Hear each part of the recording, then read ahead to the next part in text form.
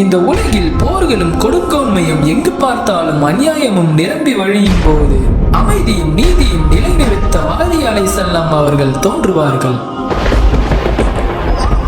மறுமை நாளில் மக்கள் நிலை குலைந்து காணப்படும் போது மஹதி அலைஹிஸ்ஸலாம் அவர்கள் ஆட்சி புரிவார்கள்.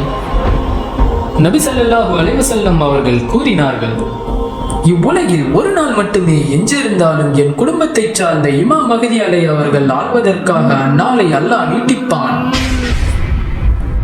நபி ஸல்லல்லாஹு அலைஹி வஸல்லம் அவர்கள் கூறினார்கள், அவர்கள் ஃபாத்திமா ரலி அவர்களின் சந்ததியில் இருந்து வருவார்.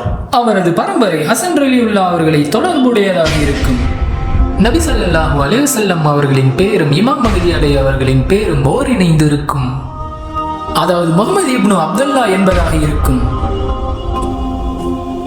அவர் படர்ந்த நெற்றியும் எடுப்பான மூக்கையும் உடையவர்.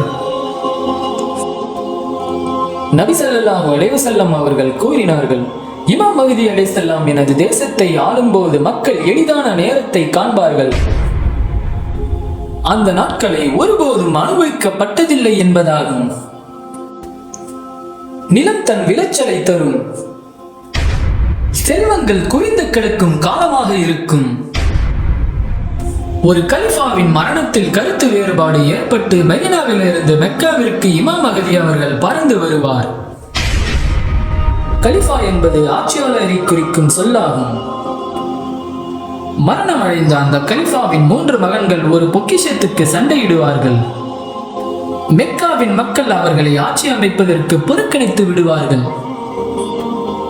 பின் மக்கள் இமாம் மஹதி அலைஹிஸ்ஸலாம் அவர்களை ஆட்சி அமைக்கும்படி கேட்பார்கள். ஆரம்பத்தில் மஹதி அலைஹிஸ்ஸலாம் அவர்களுக்கு தான் மஹதி என்பதும் தெரியாமலே இருக்கும். இந்த முழு உம்மத்தும் அவர்களை மஹதி என்ற ஓரிரவிலேயே அல்லாஹ் அடையாளம் காண்பிப்பான். மஹதி அலைஹிஸ்ஸலாம் அவர்களுக்கு தலைவனாக இருக்க வேண்டும் என்ற ஆசையும் இருக்காது.